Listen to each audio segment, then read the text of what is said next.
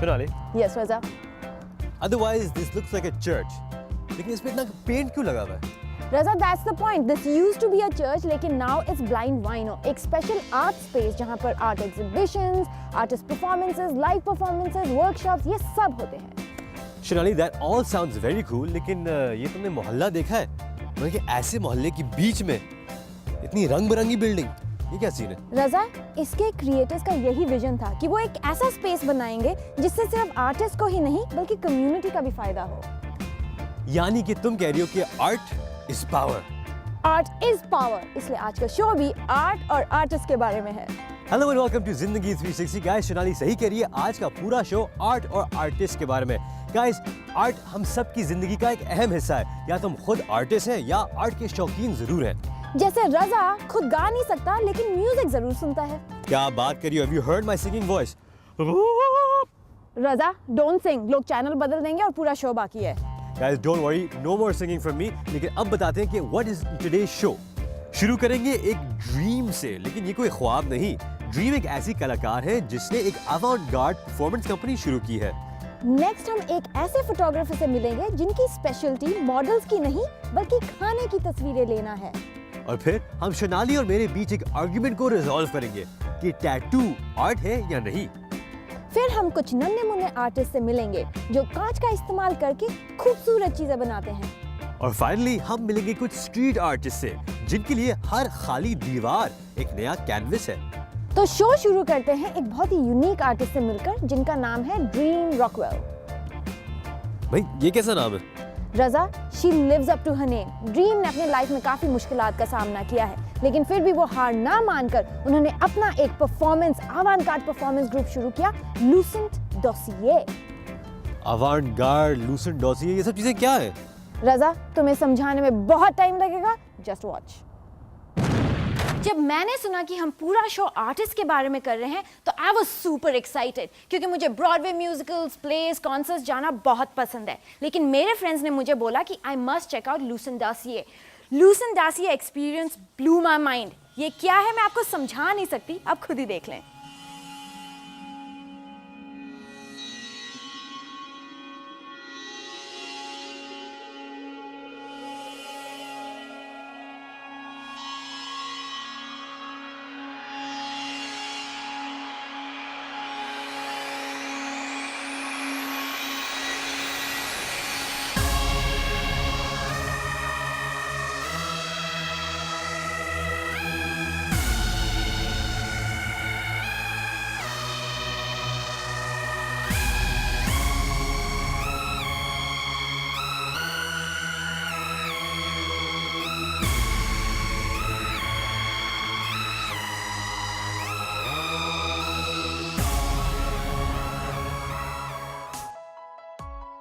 Los Angeles में मैं मिली dream Rockwell से, जो लूसेंट डॉसिये की फाउंडर है और खुद भी एक परफॉर्मेंस आर्टिस्ट। उनसे मैंने उनके परफॉर्मेंस के बारे में पूछा जो बाकी से काफी मुख्तलिफ है।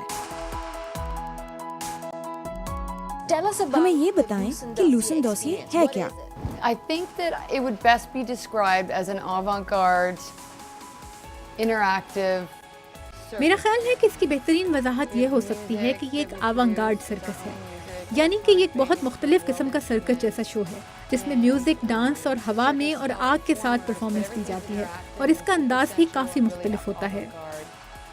That is one of the things that stands out about this show as well, the fact that there is live music. आपके जहन में ऐसी परफॉर्मेंस का ख्याल कैसे आया?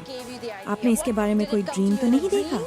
It sort of did come to me in a dream. I think I felt like I love theater, I love dance, I love performance, I love music.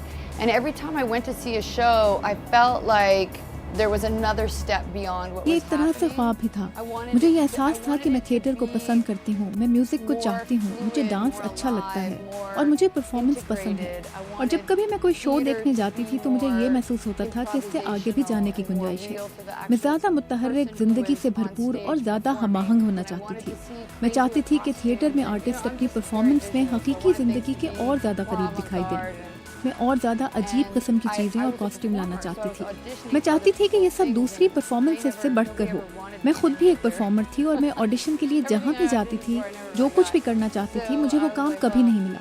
इसलिए मैंने सोचा कि मैं कोई ऐसा काम शुरू करूं जिसमें वही कुछ हो जो मैं चाहती हूँ। जब आपने ये काम शुरू किया तो आपको क्या मुश्किलात पेश आई?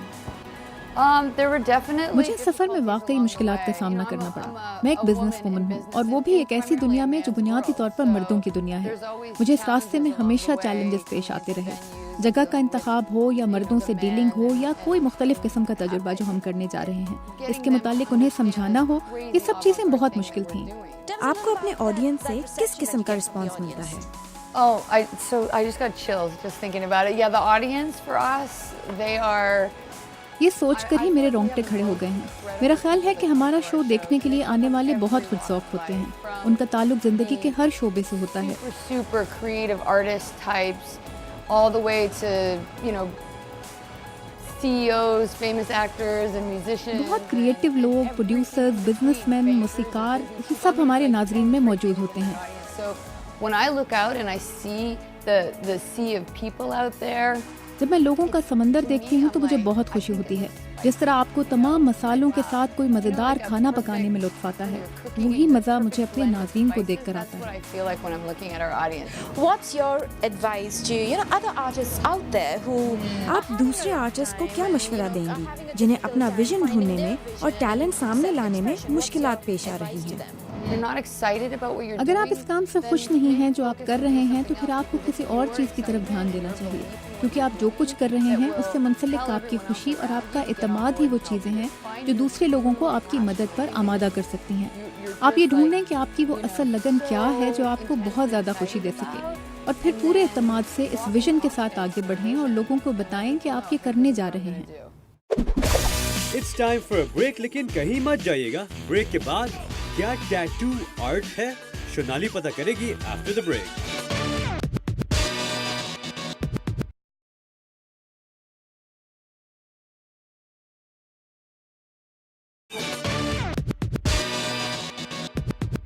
सोनाली यार, मुझे भूख बहुत लग रही है। रजा, तुम्हारे दिमाग में खाने के अलावा कुछ और होता भी है कि नहीं? यार अच्छा भला, I was minding my own business, going about my day, फिर अचानक से मैंने एक मैगजीन में एक बर्गर की तस्वीर देख ली।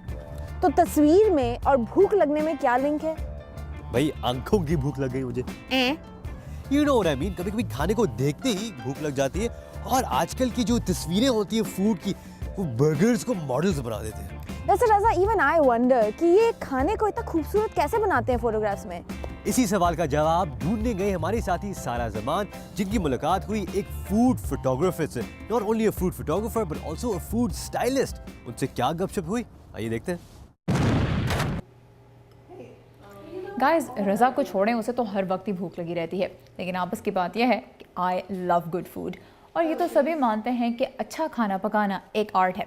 लेकिन क्या आप जानते हैं कि खाने को इतना खूबसूरत बनाकर पेश करना कि देखने वाले के मुंह में पानी आ जाए, ये भी एक बहुत बड़ा आर्ट है। और वाशिंगटन डीसी के एरिया में इसकी एक्सपर्ट्स हैं लीसा चरकैस्की और रेने कॉमेट, और आज मैं उन्हीं के स्टूडियो में आई हूँ इस यूनिक आर्ट को एक्सप्लोर करने।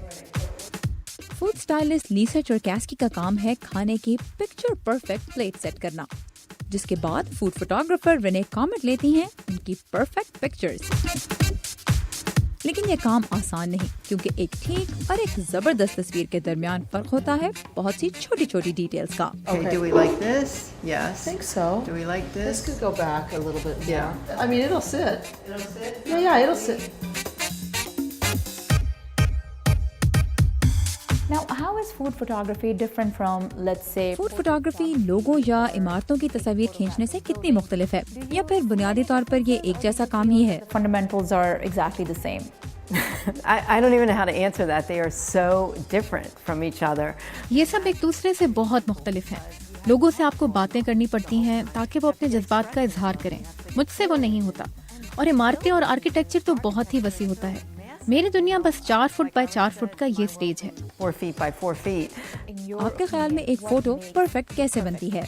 For me, the perfect picture is something you want to eat, but there's lots of elements. मेरे लिए बेहतरीन तस्वीर वो है जिसे देखते ही खाने को दिल चाहे, लेकिन इसमें बहुत सी चीजें अहम हैं। मसलन कंपोजिशन, मेरी आंख को सीधा खाने की तरफ जाना चाहिए। Food. There's खाने की ताजगी और नमी भी तस्वीर में जान डाल देती है। wetness. I mean, it just makes the photograph sing.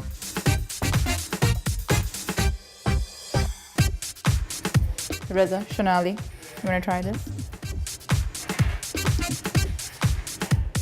This is really good, seriously. खाने की तस्वीर में जिस नमी और ताजगी की तलाश रेने को होती है उसे अक्सर लीसा अपने हाथों से क्रिएट करती हैं। फूड स्टाइलिस्ट लीसा चरकैस्की से कुछ बात करते हैं उनके प्रोफेशन के बारे में। Lisa, tell me this, you have been doing. Lisa, आप ये काम इतने सालों से कर रही हैं, आप फूड स्टाइलिंग के शोबे की तरफ कैसे आईं? I've been cooking my whole life since I was a child, and I went to cooking school, and I was a chef for a long time. मैं बचपन से खाने बना रही हूँ। मैं कुकिंग स्कूल जा चुकी हूँ और बहुत सालों तक मैं एक शेफ थी। फिर जब मैंने कुछ मुख्तलिफ करने का सोचा तो एक कुक बुक पर काम किया। इसके लिए मैंने खाने की तरकीबें तैयार की, जिन्हें स्टाइल करना भी मेरी जिम्मेदारी थी। कुछ तो मुझे पहले से ही आता था, कुछ मैंने काम के दौरान सीखा। इसके बाद मैंने इंडिपेंडेंटली काम करना शुरू कर दिया और कई सालों से यही कर रही हूँ। I became a freelancer, and I've been styling ever since, which has been a long, long time. What's your food styling philosophy? आप खाने को सजाते हुए किन बातों का ख्याल रखती हैं? So as natural as possible is my philosophy, but a lot of times it's not. मैं चाहती हूँ कि खाना बिल्कुल असली लगे। हालांकि बाज़ औक़ात इसमें सब कुछ कुदरती नहीं होता, लेकिन खाना असली और ताज़ा लगना चाहिए। So okay, you like your food to look natural. आपने कहा कि आप चाहती हैं आपका खाना कुदरती लगे, लेकिन मैं जानती हूँ कि इसके लिए आप काफी मसनूई तरीके भी इस्तेमाल करती हैं। अपनी कुछ अनोखी टेक्निक्स हमें भी बताइए। Techniques that you have used in your work. I use a lot of super glue. I do. मैं गोंद बहुत इस्तेमाल करती हूँ। चीज़ों का अपनी जगह पर ठहरना ज़रूरी होता है, तो गोंद बहुत इस्तेमाल करती हूँ। अब वो खाना नहीं चाहेंगी।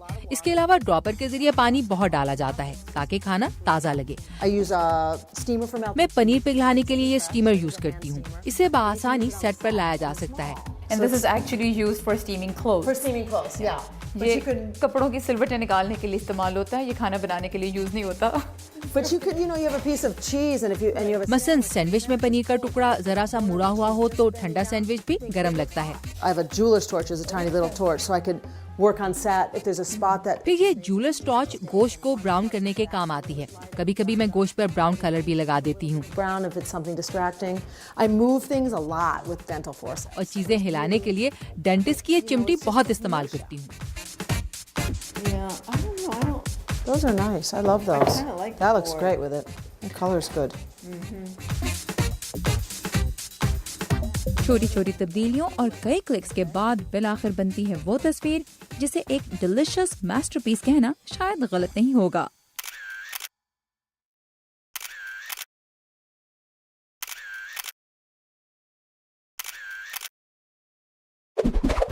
तो रजा, हम कुछ अवांगार्ड आर्टिस्ट से मिले और फूड फोटोग्राफर से मिले। Now it's the turn off tattoo artists. Shonali, hate to break it to you, but tattoo is not art. Is too. Is not. Is too. Is not. Is too. Is not. तुम कभी मेरी बात नहीं मानते रजा, इसीलिए मैं गई DC के टैटू कन्वेंशन और उधर मैंने लोगों से पूछा कि उनके मुताबिक टैटू इज आर्ट और नॉट। शायद देख के तुम्हारी सोच भी बदल जाएगी।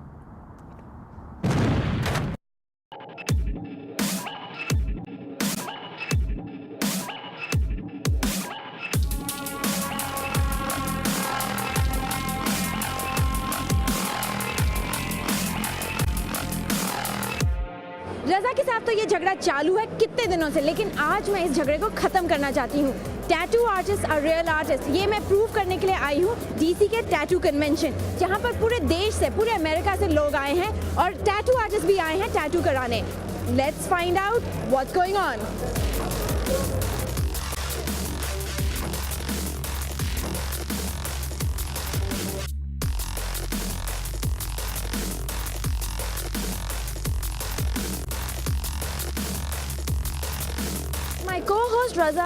मेरा और मेरे को-होस्ट रजा का इस बारे में काफी अरसे से आर्गुमेंट है। उसका कहना है कि टैटू कोई आर्ट नहीं है।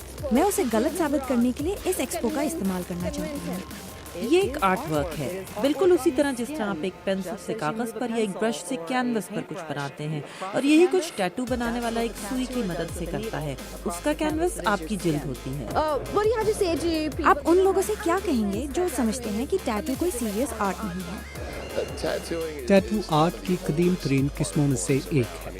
ये उस ज़माने से है जब इंसान गारों में रहता था और लोग अपनी कमर पर नक्श बनवाते थे। टीवी की वजह से अब ये आर्ट मेन स्ट्रीम में आ चुका है। अमेरिकन शोज मसलन LA इंक, मियामी इंक वगैरह की वजह से ये मेन स्ट्रीम में आ गया है। It's really just proof in the pudding. I mean, if you look at the artwork, people around आप देख सकती हैं कि यहाँ बहुत सा काम हो रहा है और ये बहुत टैलेंटेड आर्टिस्ट और ये न सिर्फ टैटूइंग कर रहे हैं बल्कि अपना लेजिटिमेट आर्ट पेश कर रहे हैं।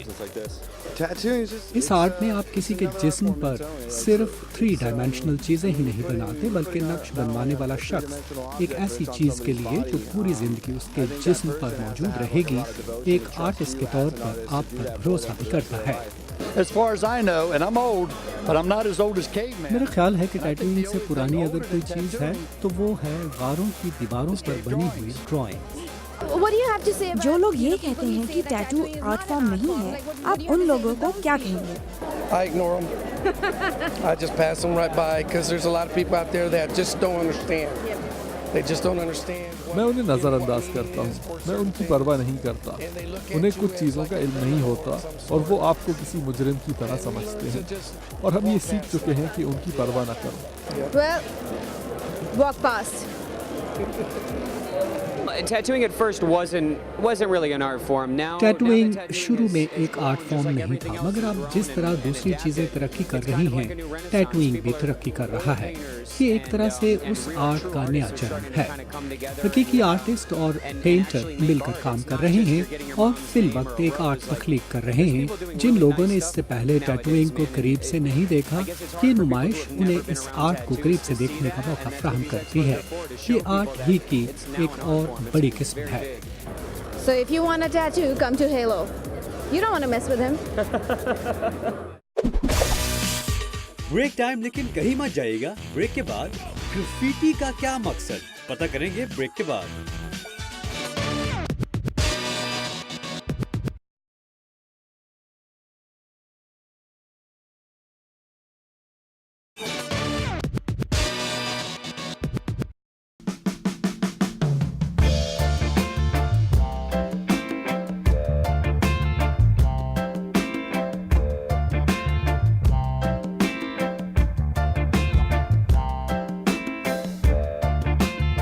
Guys, welcome back from the break.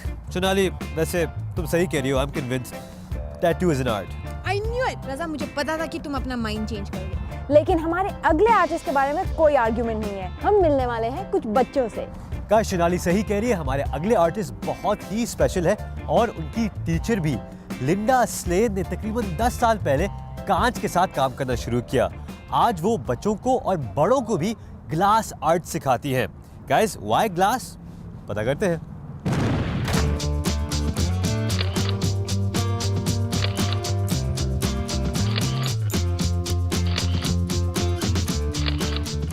यूं तो बड़े बड़े फनकारों ने कांच यानी ग्लास को अलग अलग तकनीक का इस्तेमाल करके एक से एक फनपारे में तब्दील किया है, लेकिन एक तकनीक है जिसके जरिए छोटे छोटे बच्चे भी ग्लास के टुकड़ों को ऐसे फनपारों में तब्दील कर देते हैं कि बड़े बड़े लोग देखते रह जाएं। ये तकनीक है फ्यूज्ड ग्लास। सबसे पहले बच्चे कांच के रंग बिरंगे टुकड़ों को चुनते हैं, फिर उनके छोटे छोटे टुकड़े करते हैं और फिर उन्हें गोंद की मदद से अपने मनपसंद डिजाइन्स में चिपका देते हैं। इसके बाद इन डिजाइन्स को बिजली से चलने वाली भट्टी में डाल दिया जाता है। इस भट्टी में कांच के पिघलने से बच्चों के डिजाइन बेहतरीन आर्ट के नमूनों में तब्दील हो जाते हैं। मुझे मुख्तलिफ रंगों के साथ शीशा बनाना और फिर इसे पिघलने के बाद देखना अच्छा लगता है।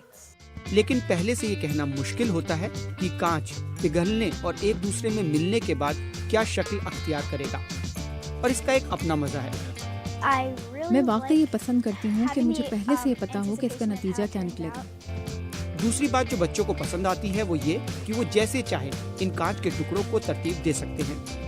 यहाँ मैं अपना इजहार कर सकता हूँ और आज़ाद रह सकता हूँ और मुझे किसी ज़ाब्ते की पाबंदी नहीं करनी पड़ती। इन बच्चों को फ्यूज्ड ग्लास का फन सिखाती हैं लिंडा स्लायन, जिन्हें करीब 10 साल पहले इस फन से मोहब्बत हो गई थी। मेरे पास बहुत से एंटीक शीशे हैं और फिर मैं वहाँ गई और वहाँ मैंने कुछ पिघला हुआ शीशा देखा, एक क्लास ली और बस। अब लिंडा बच्चों और बड़ों को ये फन सिखाती हैं, लेकिन बच्चों के साथ काम करना उन्हें ज्यादा पसंद है। क्योंकि इनमें बहुत सी तख्लीकी सलाहियतें हैं और इन पर कोई रोक टोक नहीं है, तो वो बिला झिझक हर किस्म की कोशिश कर लेते हैं। जोई वाइट लिंडा की वर्कशॉप्स में काफी अरसे से शिरकत कर रही हैं। मैं अमूमन अपने खानदान के लिए शीशा बनाना पसंद करती हूँ। मिसाल के तौर पर मेरे दादा दादी और मेरे चचा और खालाएं, उन्हें ये इसलिए पसंद आता है कि वो होममेड होता है। फ्यूज्ड आर्ट में तजस्सुस का एक उनसर है, यानी आखिर तक फनकार को पूरी तरह नहीं पता होता कि क्या शक्ल बनेगी, और शायद यही बात बच्चों और लिंडा को इसकी तरफ खींचती है। वैसे रजा, डीसी में आजकल स्ट्रीट आर्ट काफी बढ़ गया है ना? वैसे you're right, Shonali. Adams Morgan, U Street, 8th Street Corridor और यहाँ भी। ट्रू, लेकिन कुछ आर्टिस्ट ऐसे हैं जो सिर्फ उन बिल्डिंग्स पर आर्ट बनाते हैं, म्यूरल्स बनाते हैं, जिनको डिमोलिश किया जाएगा। डिमोलिश किया जाएगा? Aren't they worried कि उनका भी आर्ट डिमोलिश किया जाएगा? रजा, even I'm a little confused, तो उन्हीं से सुनते हैं।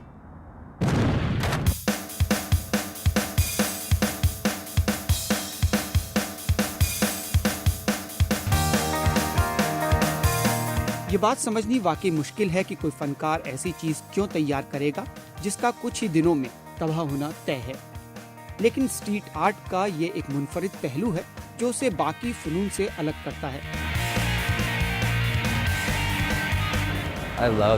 मैं खुश हूँ इसे मिटा दिया जाएगा। वैसे एक वक्त में ये यहाँ होता है और अगले लम्हे नहीं होता। फनकार और कदरदान दोनों इस बात को अच्छी तरह समझते हैं कि बड़ी बड़ी दीवारों पर बनाई गई पेंटिंग्स, जिन्हें म्यूरल कहा जाता है, कुछ अरसे बाद नहीं रहेंगी। आमतौर पर स्ट्रीट आर्टिस्ट का मकसद होता है अपने दौर की सियासी और समाजी मंजर को म्यूरल्स के जरिए लोगों के सामने रखना, और ज्यादा से ज्यादा लोगों तक अपनी बात पहुंचाने के लिए वो ऐसी जगहों को चुनते हैं जहां लोगों की नजर आसानी से पड़ सके। आमतौर पर ऐसी जगहें या तो मोहल्ले की दीवारें होती हैं या वीरान इमारतें।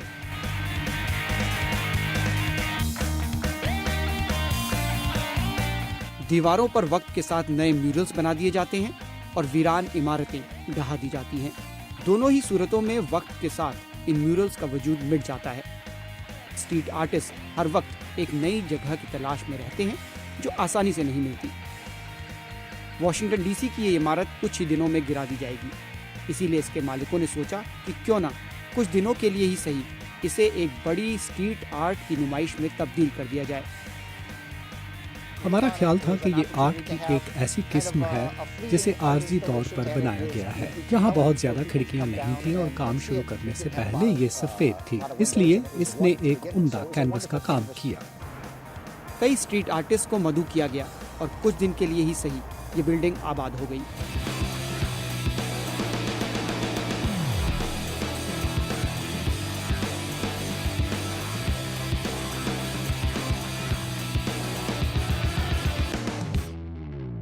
It's an awesome experience when you can actually propose something to someone and be like, hey, let me dump a bunch of paint down your side of your building. They're like, yeah. I wanted to create something underwater. मैं एक ज़ेरे आब किस्म का कोई art तख्लीक करना चाहता था और मैंने गोल्ड फिश के बजाय सी मॉन्स्टर्स बना दी। अब केली टावल को इंतजार है उस दिन का जब उनका बनाया गया म्यूरल एक बड़े धमाके के साथ मिटा दिया जाएगा। Guys, unfortunately that's all the time we have for today's show.